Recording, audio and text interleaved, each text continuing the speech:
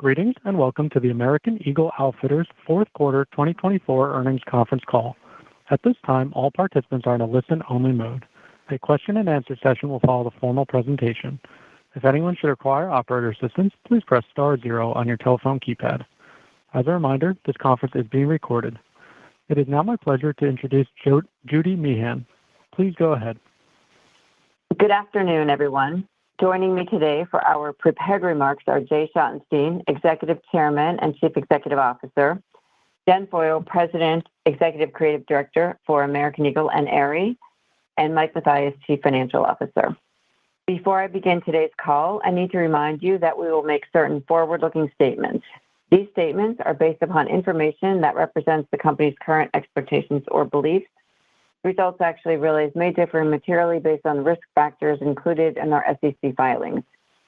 The company undertakes no obligation to publicly update or revise any forward-looking statements, whether as a result of new information, future events, or otherwise, except as required by law. Also, please note that during this call and in the accompanying press release, certain financial metrics are presented on both a GAAP and non-GAAP adjusted basis. Reconciliations of adjusted results to the GAAP results are available in the tables attached to the earnings release, which is posted on our corporate website at www.aeo-inc.com in the Investor Relations section. Here you can also find the fourth quarter and fiscal year investor presentation. And now I'll turn the call over to Jay. Thanks, Judy, and good afternoon, everyone. 2024 was a solid year for AEO.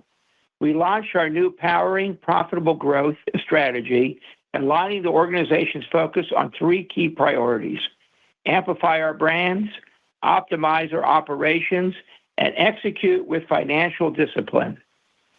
And we achieved excellent results. Record revenue of $5.3 billion was fueled by 4% comparable sales growth, reflecting positive momentum across brands and channels. Adjusted operating profit of $445 million marked one of our strongest years in history, and we drove significant operating margin expansion. This included strong fourth quarter results, which came in slightly ahead of the outlook provided in January. Comparable sales rose 3%, building on an 8% increase in the fourth quarter of 2023. Aerie comp sales rose 6%, and American Eagle was up 1%. Additionally, fourth quarter operating income of $142 million was the highest we've delivered in over a decade, with good operating margin expansion. Full-year cash flow from operations was over $470 million, and we returned over $280 million to our shareholders in the form of buybacks and dividends. Reflecting on year one of our plan, we had some clear wins, yet meaningful opportunities remain, and we are fine-tuning our strategy moving forward. Touching on a few highlights. Within our Amplified pillar, both American Eagle and Aerie continue to resonate strongly with customers this year, delivering positive comp growth and expanding their customer counts. American Eagle maintained its number one ranking in denim with our core customer base and achieved its sixth consecutive quarter of positive comp growth. Women's was a standout, reflecting strong traction with new dressing occasions. Men's saw sequential improvement, and as Jen will share, we remain focused on reinvigorating growth. Turning to Aerie, we crossed $1.7 billion in revenue in 2024. Soft apparel and our activewear collection OFFLINE were the big highlights, more than offsetting softness in intimates and swim. I am pleased to note that in leggings, we are now the number 2 ranked specialty brand with our core demo. As Jen will review shortly, we have targeted strategies across Aerie and OFFLINE to continue strong growth through greater brand awareness and expanding our collections. Moving on to Optimized pillar.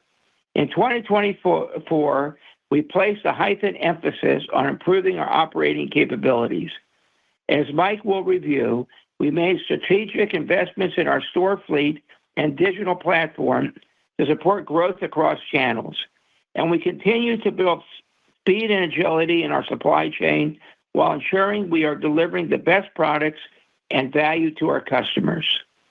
Lastly, under our third pillar, execute with financial discipline, we maintained sharp control over expenses and drove efficiencies across the business, yielding improved profit flow through.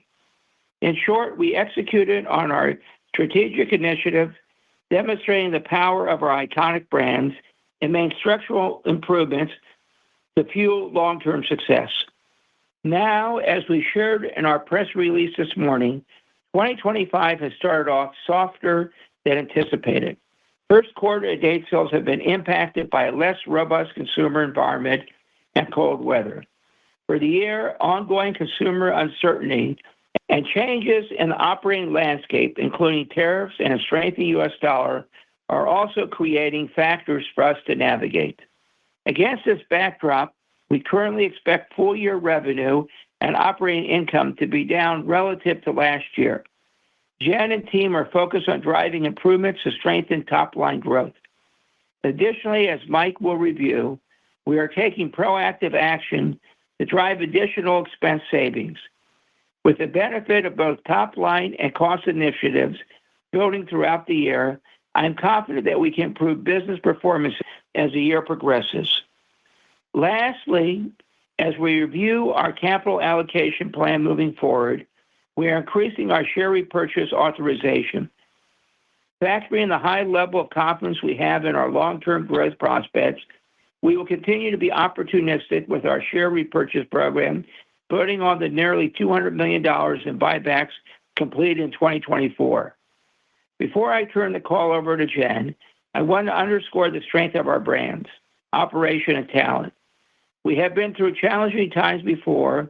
We've always emerged stronger. I know our team's determination, focus, and creativity will continue to drive us forward. With that, I'll pass it to Jen. Thanks, Jay, and good afternoon, everyone. As noted, we made great progress in amplifying our brands in 2024, delivering a 4% increase in comparable sales. This builds on a 3% full-year comp in 2023. I will start today by reviewing our key wins and learnings. Let me start with American Eagle, our flagship brand that has dressed generations since 1977. After a multi-year focus on rebuilding profitability, last year we turned our focus to growth with encouraging results. Comparable sales increased 3%, accelerating from 1% the prior year. Additionally, our customer count rose to 18.6 million, reflecting on an all-time high driven by growth across genders. Women's was a true highlight where we achieved high single-digit comps. Our market-leading denim business continued to grow in the mid-single digits as we introduced new fashion, washes, and silhouettes. Skirts and dresses delivered a record year, fueled by our expansion into social casual occasions. And the tops category doubled, as we offered more fashion styles in line with our focus on completing the outfit and improving our tops-to-bottoms ratio. In men's, we made progress. Our customer count increased, validating the ongoing strength of our customer base. Expansion into adjacencies like activewear with 24/7 are tracking well. Pants wrote another year of positive comps, fueled by social casual introductions, and we were pleased to see men's tops return to growth in the fourth quarter. Now looking ahead, we continue to see incredible growth opportunities across genders. In women's, this includes introducing more diversity in our assortments across bottoms, dresses, and tops to provide more dressing options. On the men's side, we are integrating more active looks and performance fabrics where we have seen a positive reception to date. Additionally, we are enhancing our price-value equation for basics by delivering greater optionality at opening price points. Turning to Aerie, 2024 was another strong year. Revenue hit a new record, fueled by a 5% comparable sales increase. And we grew our customer count to 11.8 million. This is an all-time high as we expanded our reach and brand awareness with stores and marketing initiatives. Two clear wins in the year were our soft apparel and activewear businesses, both of which saw double-digit growth. In soft apparel, we continued to win in cozy fleece, sweaters, and new fashion items. Additionally, our extension into sleepwear was a huge success. In activewear, Offline by Aerie saw strength in leggings, sports bras, fleece, and shorts. Our powerful platform, combined with our winning price, quality, and value equation, continues to differentiate us in the market. And as Jay noted, we are number 2 in the leggings category. Intimates and swim were down last year, driven by ongoing challenges across the industry. Yet I am happy to note that we grew our share in intimates across core bras and undies, fueled by innovation with our Smoothies collection and new novelty fabrications like lace. The long-term runway for Aerie is significant. Offline is our biggest growth opportunity across the company. We are continuing to broaden brand awareness, build equity in famous for franchises like Real Me, and add more performance styles. In apparel, we are leaning into innovation through seasonal drops. We are also excited to build on our success in sleep by transforming it into a year-round franchise. In intimates, we see opportunity to re-energize our basics offerings with new base layers and styles focused on everything from life to lounge. And at the same time, we will also invest to elevate franchise collections like Smoothies, where we are building a strong following. In addition to product enhancements across brands, we will continue to invest in marketing. We will leverage learnings from optimization work streams in 2024 to speak to our customer base more effectively. We are highly focused on growing where our customers are across social media in a bigger way with a focus on favorite and emerging platforms. We also have an exciting new AE men's campaign planned for the second half of the year. And now, entering 2025, it's important to note that we are cycling a strong spring season from last year when we saw nicely positive results across brands. This spring, we have been facing headwinds. Colder weather has clearly been a factor, as well as some uncertainty with the consumer.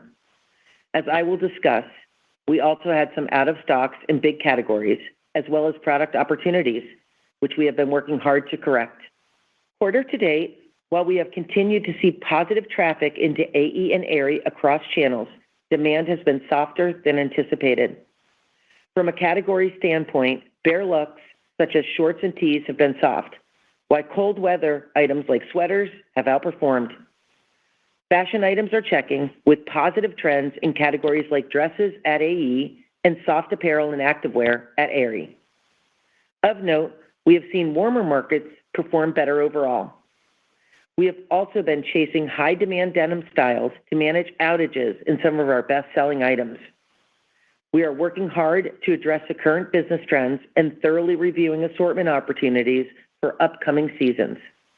In light of ongoing consumer uncertainty, we are also leaving open to buy for the back half of the year while ensuring we are in stock in the right items. And before I turn the call over to Mike, I want to thank the teams for a successful 2024 and maintaining such strong focus through the near-term bumps in the road. Overall, we remain very excited about the long-term opportunity to grow our incredible portfolio of brands. We are acting on what we can control, staying disciplined, and maximizing flexibility to drive performance. And with that, I will turn the call over to Mike. Thanks, Jen, and good afternoon, everyone. I'm pleased with how we delivered the first year of our Powering Profitable Growth plan. While we experienced some choppiness in demand and unforeseen currency headwinds, we navigated with agility. We drove efficiencies across the business to deliver significant profit and margin expansion. As Jay noted, full-year adjusted operating income of $445 million reflected a 19% increase to last year, hitting the high end of our long-term algorithm. Our adjusted operating margin expanded by 120 basis points to 8.3%. We closed the year on a positive note with strong fourth quarter results. Expanding on a few highlights, fourth quarter consolidated revenue of $1.6 billion was down 4% to last year, reflecting an $85 million adverse impact from the retail calendar, as previously discussed. Comparable sales increased 3%. Operating income was $142 million, up slightly to last year, including an approximately $20 million adverse impact from the retail calendar and approximately $10 million of adverse impact from the strengthening of the U.S. dollar. The adjusted operating margin expanded 50 basis points to 8.9%. Gross profit dollars were $599 million. The rate of 37.3% reflected higher freight and product costs, which were offset by lower markdowns. BOW costs were roughly neutral as we successfully offset deleverage associated with the retail calendar shift with efficiencies across several expense areas, including delivery and compensation. These efforts also had a positive impact on the SG&A line, which decreased 6% and leveraged 40 basis points as a rate to sales. The improvement was driven by lower compensation, including incentive costs, partially offset by higher advertising, where we made choiceful investments to support long-term growth. Depreciation was down year over year, leveraging 10 basis points. The fourth quarter tax rate was 29.4%, and earnings per share was 54 cents. Consolidated ending inventory cost was down 1% year over year as we maintained strong inventory control in a choppy demand environment. As Jay noted, our healthy cash position allowed us to fuel investments in our business as well as return cash to shareholders. Fourth quarter CapEx totaled $65 million. Full-year CapEx investments were $223 million. This included a rollout of our new store design to 56 stores, where results have been positive, and 22 new area and offline locations. We returned approximately $24 million to shareholders through the fourth quarter cash dividend and completed $3.5 million in share repurchases, amounting to $60 million. For the year, we repurchased a total of 9.5 million shares. As Jay noted, we have upsized our share repurchase authorization, demonstrating strong confidence in our brands and long-term growth plan. We ended the year with a strong balance sheet with approximately $359 million in cash and investments and over $920 million of total liquidity, including our revolver. Our 2024 financial results were strong proof points of our agility and expense discipline, and this work continues. As noted, 2025 has started off softer than anticipated. In light of this, Jen walked you through the actions she's taking on the top line. Additionally, we're taking proactive actions to pull back on expense plans for the year with a thorough assessment of all costs and capital spend. We're also actively working to further diversify our supply chain to mitigate tariff impacts. Our current outlook reflects a first quarter revenue decline in the mid-single digits with operating income in the range of $20 to $25 million. This includes an approximately $10 million negative impact from the strengthening of the U.S. dollar. For the year, our outlook reflects revenue down in the low single digits with operating income in the range of $360 to $375 million.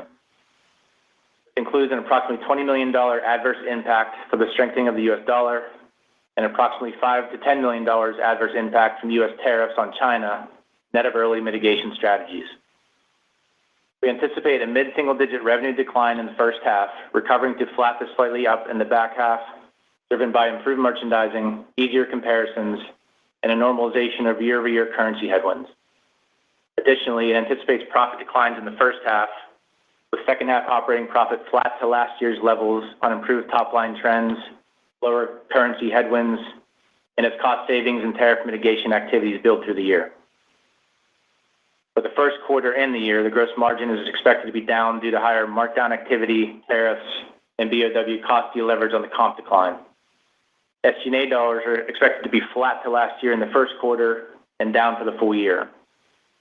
This reflects higher marketing investments to drive top line with declines in all other line items driven by expense initiatives.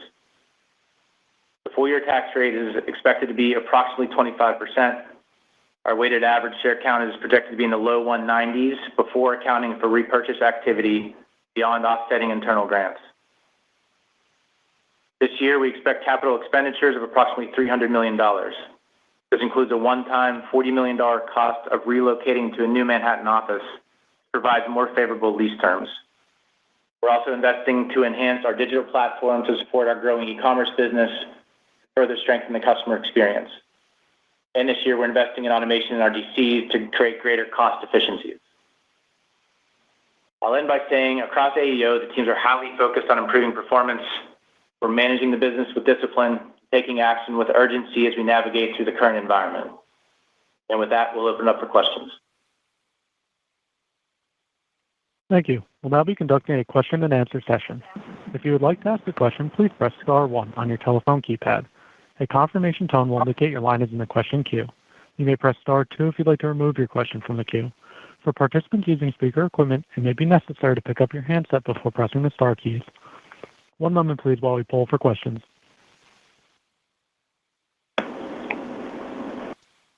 Thank you. Our first question is from Jay Sole with UBS. Great. Thank you so much. I have a two-part question. Jen, the first part is for you.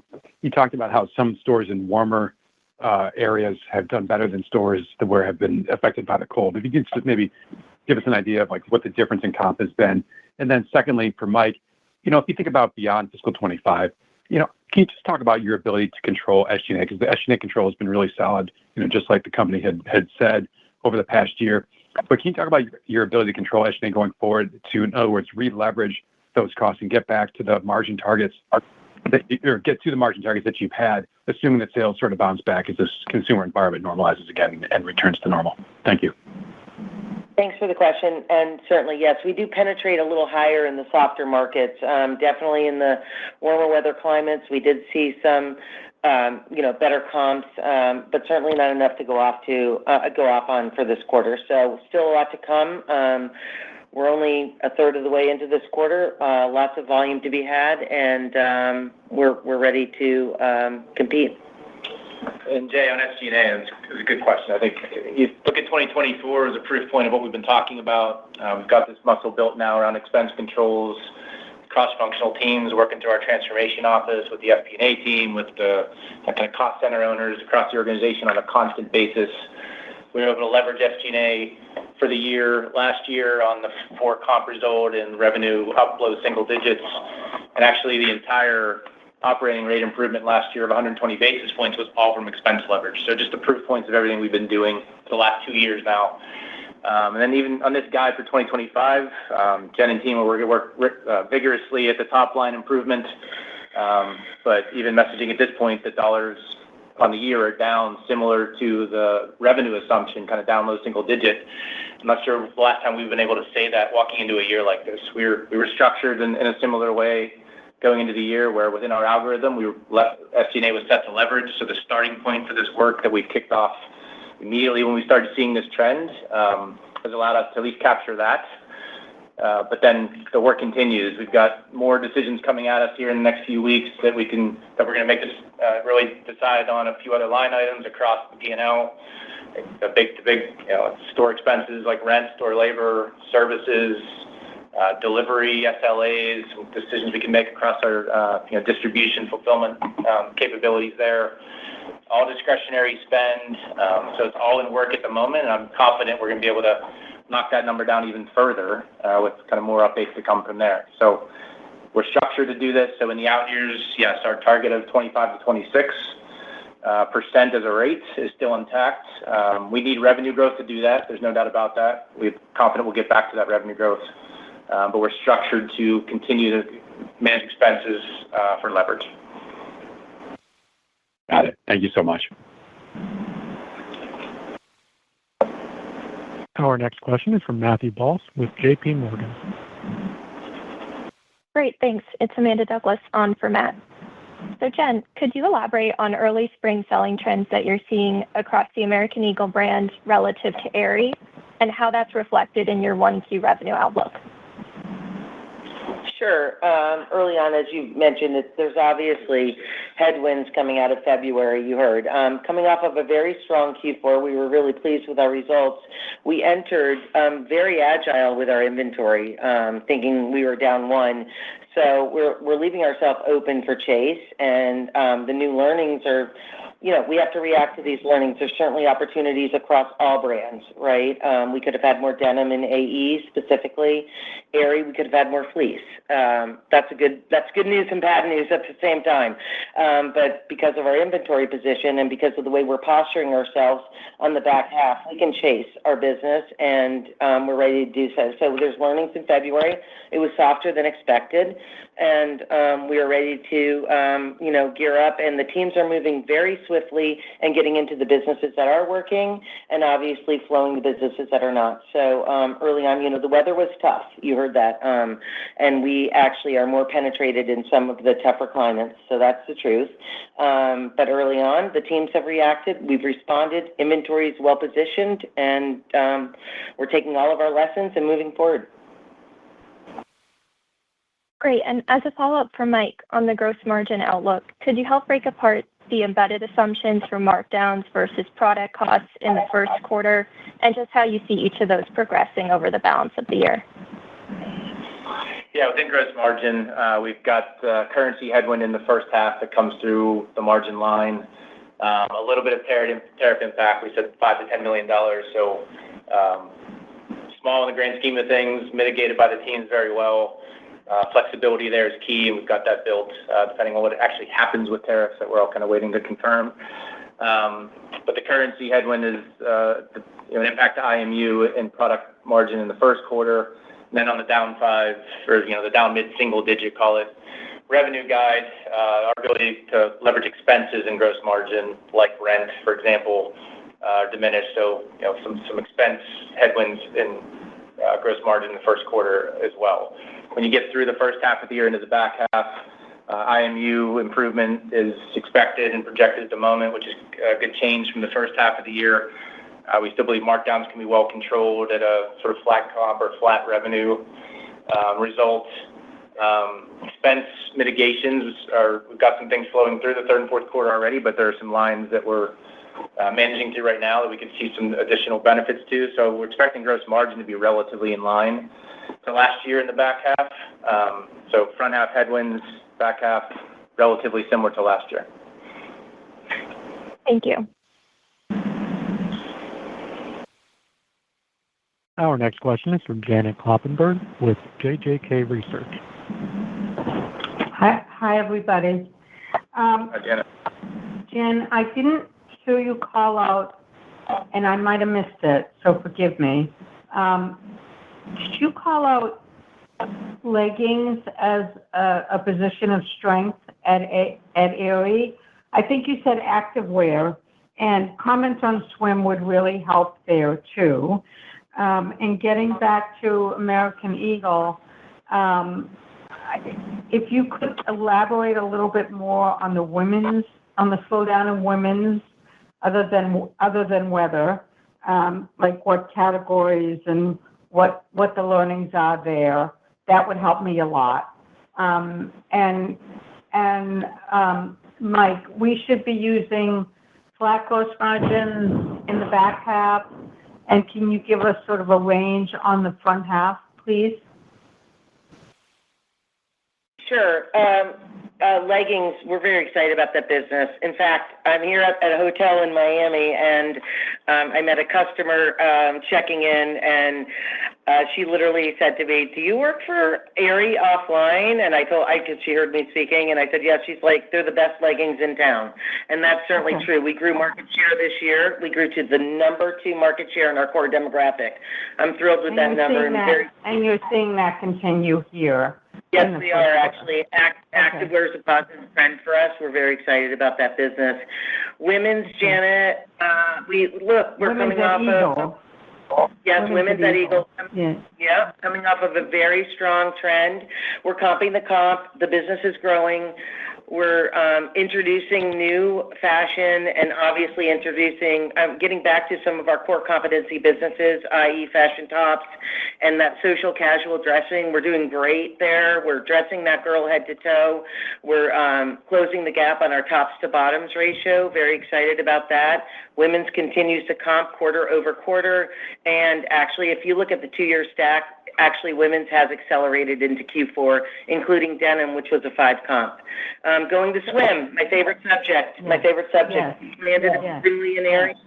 Planning it accordingly. Some softness in some other categories that we were expecting to comp the swim business, but we did plan swim down. It's actually beating that plan as we speak, and we planned some other categories up, and we needed some receipts here to be honest, to offset some of the early headwinds that we're facing just getting out of the gate in Aerie. Okay, but Aerie, then where are the slowdowns from where you had been, Jen? It's actually not. It's as I mentioned in my remarks, intimates in general is a slowdown, but we actually gained market share in bras and in undies, and we oversold fleece early in Q4, and we needed receipts here to mitigate some of the swim business that we planned down. That's That's what we're chasing right now.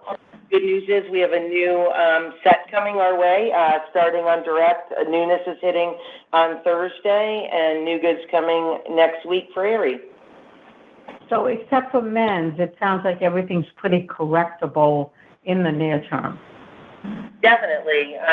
Definitely. And I love our inventory position. I love that we're open. And men's definitely has some green shoots, some new launches, some new product categories, some new fashion. We're seeing great returns in the graphics business. We're chasing that business, and 24/7 is tracking well. We're seeing a great response to the new active looks. And pants has been strong for us. And I do believe as we cycle into the warmer climates, our short business is really set up for success. Great. Thank you, Jen, and good luck to you. Mike?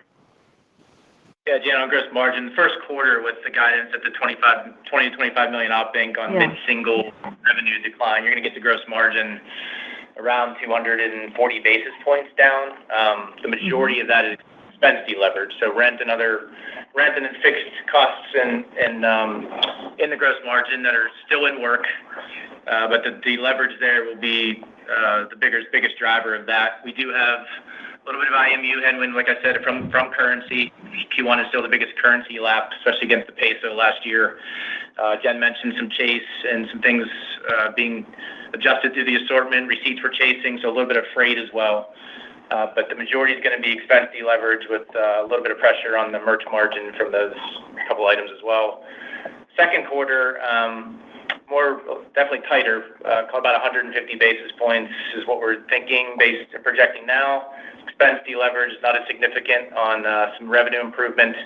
And again, we start to lap the currency impact in the back half of the second quarter last year. So that gets negated through IMU.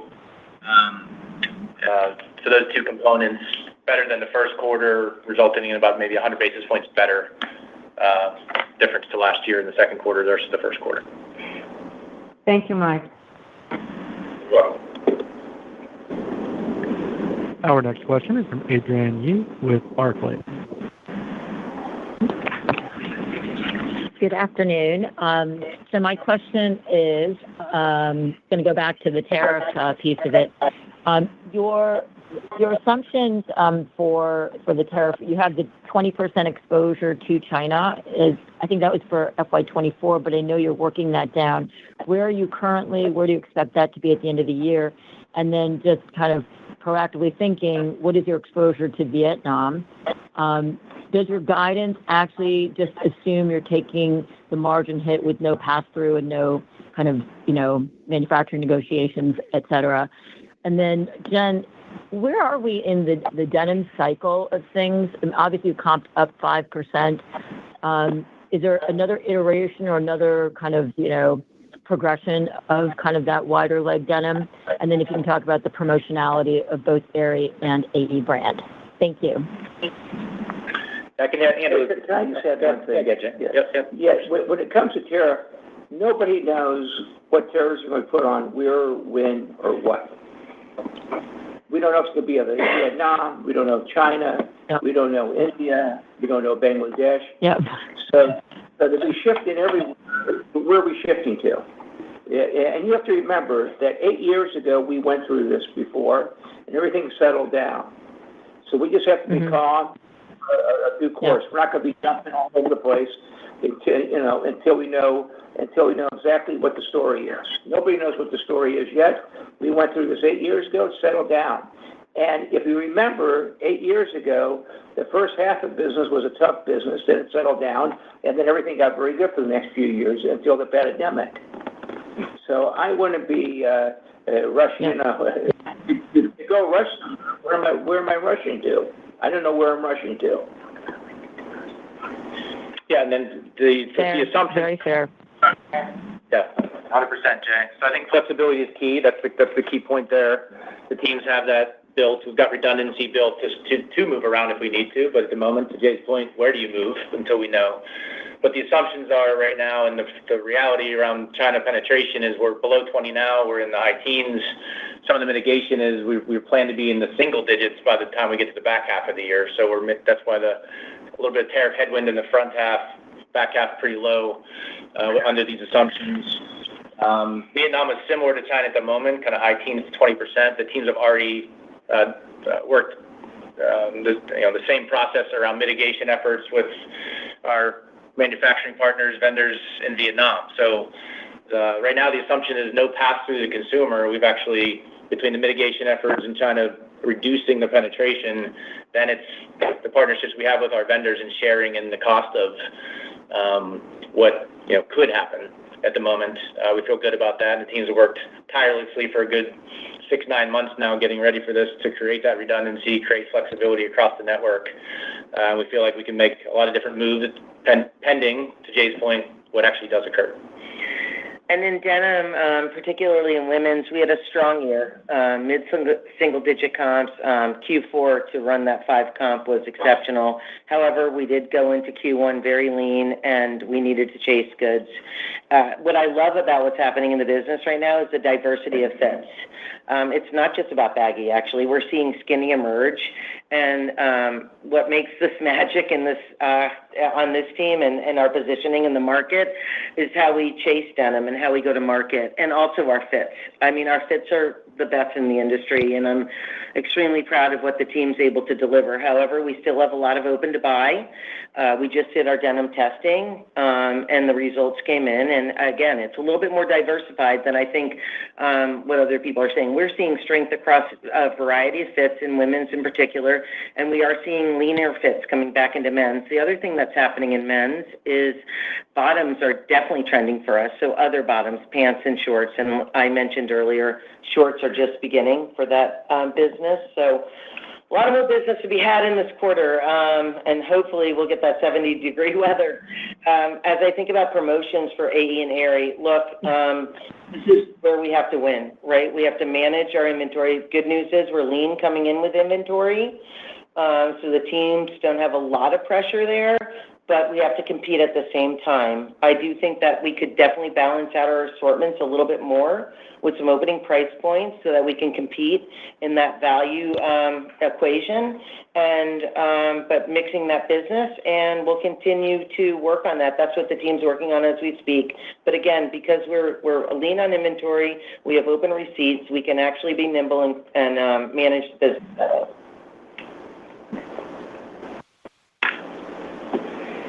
Great. Thank you very much. That's what. Thank you. Our next question is from Paul Lejuez with Citi. Hey, thanks, guys. Here's just a couple quick ones. What's built in for incentive comp in F25? Can you just remind us what F24 was versus 23, the impact from margins on incentive comp? And then offline, can you talk about the size of that business in dollars and what you expect for growth this year? And then just curious if you canceled any inventory purchases for the back half. Thanks. Yeah, Paul, incentives, we talked in the past about, I need to mute, Paul. Incentives, we talked about the past. Our incentive metric is aligned with everything we talked about for this 3-year plan, so EBIT. On this guide, we'd assume very low to minimal incentive comp in 2025 off a 375 number. We talked about in the past, relative average around $50 million. But that's, again, the 375, we would assume very little incentive compensation in this guide.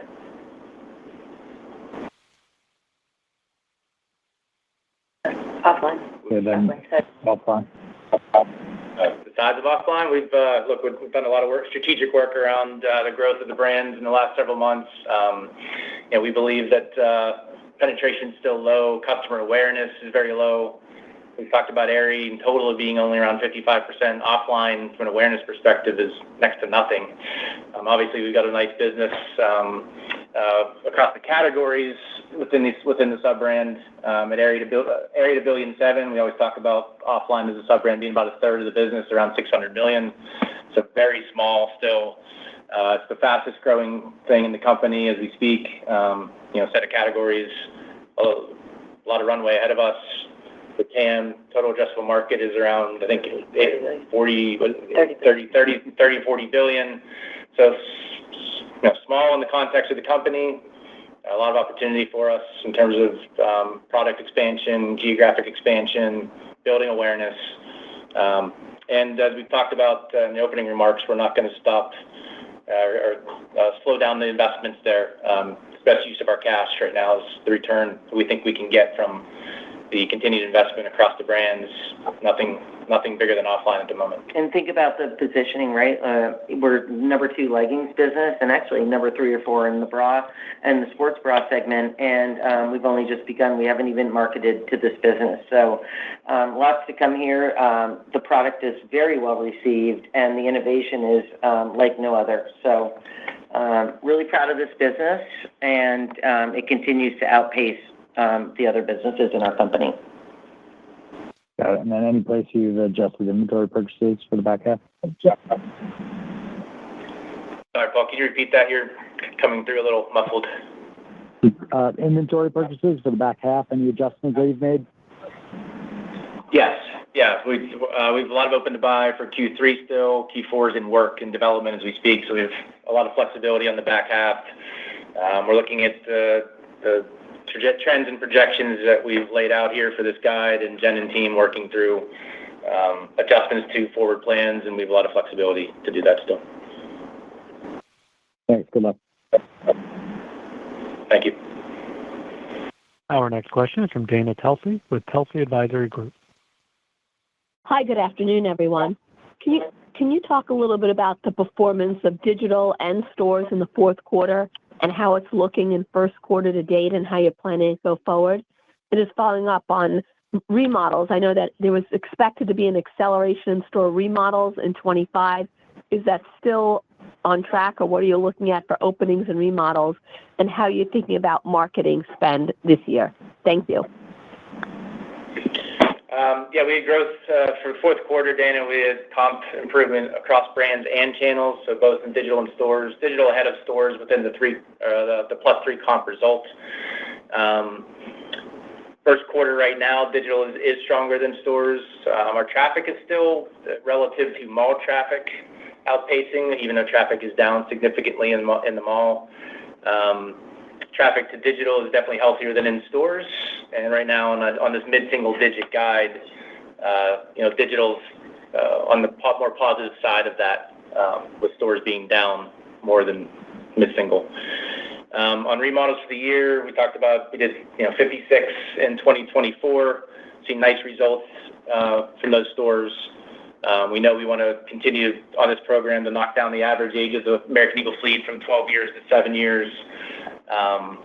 We are planning still in our capital plans to do more this year, closer probably 90 to 100 in that range, within the $300 million capital spend guide. And then for openings for area and offline, around 35, which includes a mix of standalones and side-by-sides. So continuing to make those investments for future growth in this year. Marketing spend, so within the earlier question around expense management, really coming into the year, we were really successful in keeping expenses down across SG&A, other than advertising, really to fund additional marketing expense. We've talked about getting a lot better in terms of investments there, measuring those investments, continuing to invest in marketing for growth. We've got very specific acquisition and retention targets for our customer base. We don't want to slow that down either. So advertising in this guide is still similar to what we've planned. The rest of our expense dollars in SG&A down to fund that investment.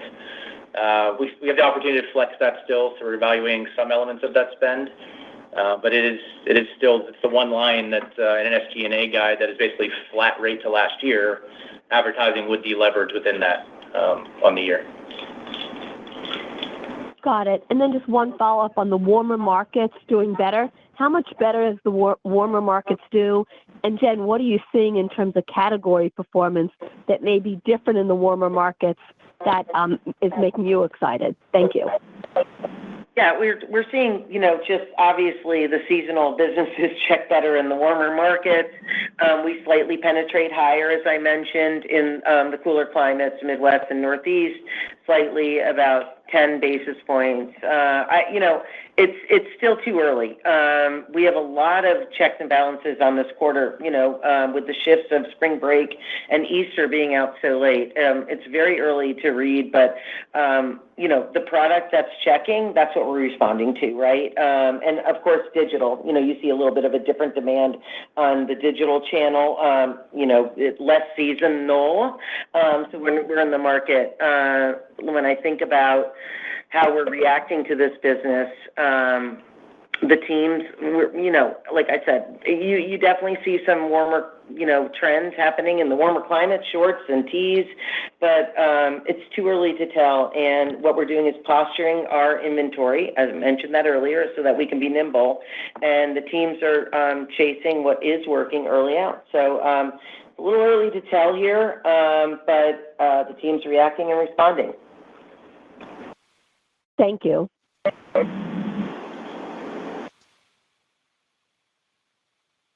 Our next question is from Marnie Shapiro with The Retail Tracker. Hey guys, thank you. And Jen, the dresses and the fashion at Eagle really look absolutely fantastic. Just a couple of quick housekeeping questions, and then Jay, I have a question for you. But did you guys talk about the penetration of your loyalty program to your business? And you talked about store openings and closings and remodels. Did you provide like a square footage number for the full year? Are those remodels the same sizes, bigger, smaller? So what's the full year square footage? And then I have a big picture question for you, Jay. I'm curious, you've been through a lot of cycles, obviously, before.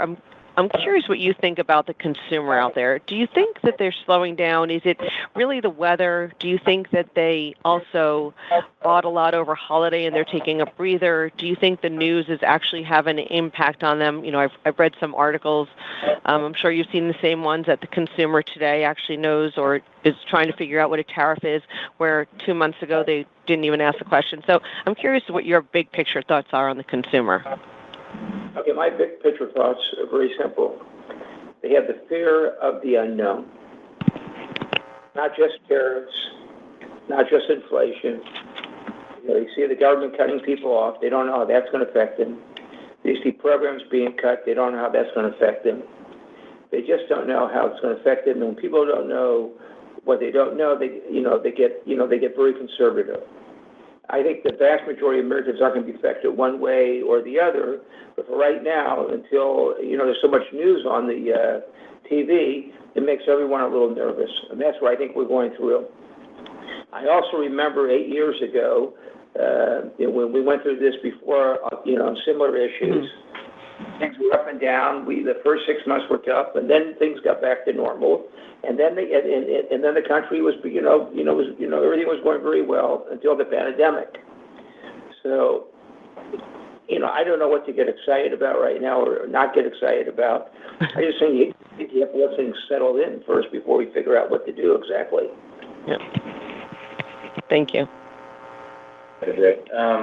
On your loyalty penetration question, Maureen, 75%, and that's grown over recent years. Mm-hmm. We know that we get customers into that loyalty program. We get them shopping across brands in American Eagle area and offline. They're the most profitable customers. They have the highest lifetime value. So we have very specific strategies on growing that loyalty penetration and cross-brand shoppers. That's why our customer file has never been bigger, over 24 million at the moment. And again, it's very specific retention or acquisition and then retention strategies against that. Square footage with the Aerie offline openings of around 35, AE still being net closure, maybe 15 to 20 in our plans, but that's under evaluation at the moment as well. You'd have square footage netting out at around a +1 to 2. Thank you. Thank you for the dress comment. Our next question is from Rick Patel with Raymond James. Thank you. Good afternoon. Can you talk about the opportunity around basket size? You're making progress on tops, and it sounds like you're leaning more into entry price point products as well. So just curious if you see basket size as being a bigger contributor to the business this year. Yeah, actually, we've been holding our own in traffic against, some of the data we've been seeing, and actually the basket size is holding its own right now. And it's a focus of ours because in this, environment, we have to make sure that when she comes in or he comes in, that we're fulfilling their needs. So big focus on basket size, and like I said, we're the little uptick there on those numbers, with traffic being, some weeks slightly down to slightly negative, and some weeks beating them all. And it's right now it's a little erratic coming out of the gate in February. So I think what the teams have been doing is, what our teams have been doing is making sure that our customers are satisfied when they come in, and actually our basket size is actually slightly up right now. So it's a focus of ours as we build out this year, and obviously managing the promotions. And we're finding new ways to dress her and to dress him, new occasions, dressing occasions, and obviously with the growth in offline, and some of the, we're very excited about that business, that we think that's an add-on business for all the brands. As you know, we share a website, and we're definitely talking to her across brands, Aerie offline, and obviously AE Women's. So lots of opportunity there. Mike just talked about the loyalty program, and there's definitely opportunity to invite all of our customers, that 24 million, into all of our brands. Can you also help us with the outlook for marketing? It sounds like you're going to continue investing here. I think you touched on a new campaign in the back half. So curious if there's anything else to call out in terms of timing that could be a swing factor for margins. And if you don't see a good ROI on this marketing, do you see it as an opportunity to pull back and protect your margins? Yeah, right now we're planned up in the first half, so first quarter, second quarter, plans in place. Some of that's strategic based on a lot of learnings around some new analytics tools of sort of effectiveness of the timing of spend to get benefits into back to school and holiday. Dollars in the back half were relatively flat. We increased investments last year in the back half, so it's a flex line item for us as we get into the back half of the year still working through nailing down specific plans there with Jen and the creative teams. So up in the first half, funded with SG&A dollars being flat, all other expense lines kind of funding advertising in the first half, flat in the back half for the moment, with some plans to get nailed down still. Thanks very much. Thank you. Our next question is from Simeon Siegel with BMO Capital Markets. Thanks. Afternoon, everyone. First off, sorry if I missed it. Did you say how the different brands are looking in your guided revenue declines for the year? And then, Jen, when thinking about the market share versus the market growth dynamics within intimates you were referring to, any thoughts to what or when revitalizes the intimates broader market growth? And then lastly, a bit peripheral, but it looks like you showed an uptick in the international license store count.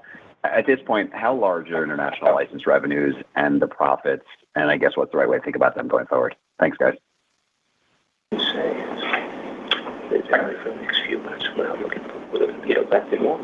Yeah, I think it's in the guide to me, and the brands are similar to what we saw in 24. The current trends and trajectory with AE a little bit on the negative side of the average, Aerie on the positive side. So if we're down mid-single, you could assume Aerie's better than that.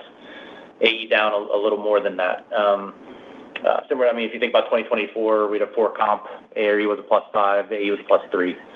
So I think we're looking at similar things at the moment, with more to come once we see how trends continue. A lot to absorb in current performance and see how things trend from here. Yeah, and regarding market share, obviously in this environment right now, it is a market share play, and I'm pleased to say that we certainly stack against our core competency businesses. Denim, we're holding our rank.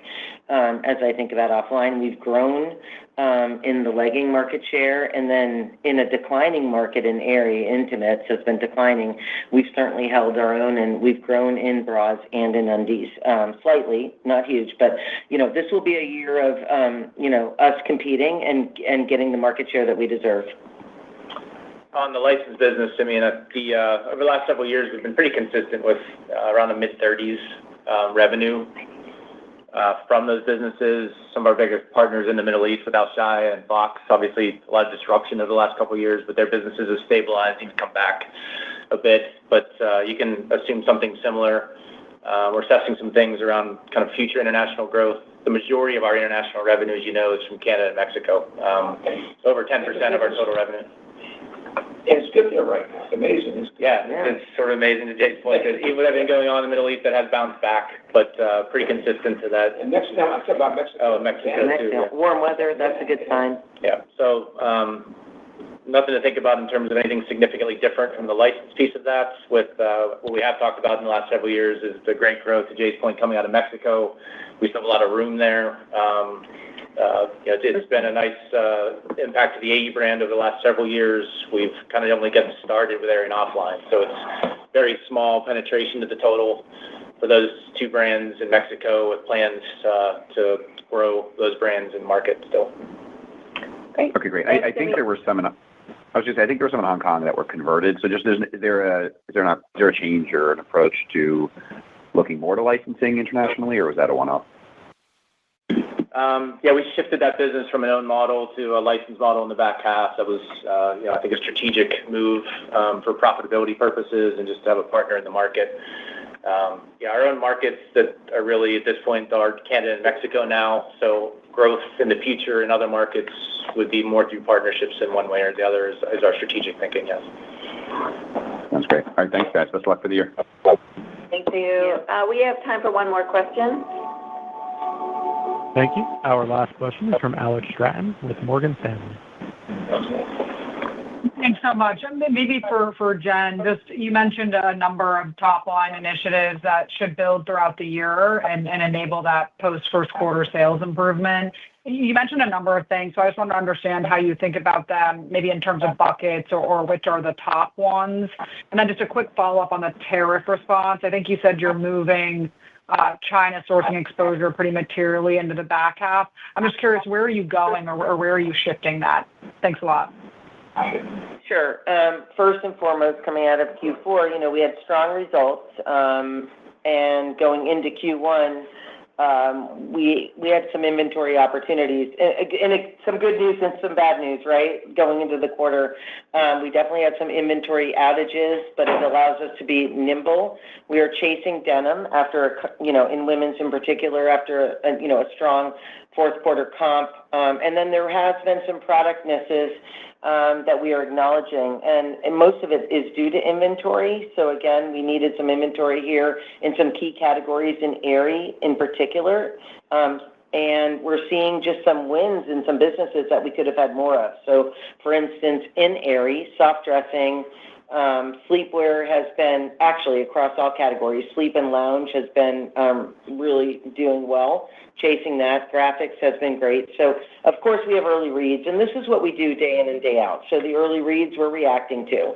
We're ensuring that our inventory is nimble. We're ensuring that we're open on the back half, which is obviously, it's our Super Bowl as we enter into Q3 when we're such a denim-driven business, and denim drives behavior for all of our brands, which is important to note. Denim drives traffic to our site, and then we cross-pollinate throughout our brands. So that's really important to note, and we're setting ourselves up for the back half for winning in denim, and I feel like the teams are doing a great job. So, and then, of course, we're monitoring our promotional cadence, balancing AURs with opening price points, very important right now. And of course, just reading the business day in and day, but mostly staying connected to our customer. We've done a lot of data analytics around our customer, where she is and what she wants, and the fluidity of that is really important in today's business, right? 1 week she's in stores or he's in stores, and the next week they're online shopping, and we have to open up the gates and ensure we are addressing where that customer is and obviously delivering to that customer. And that's a high intent for the balance of this year.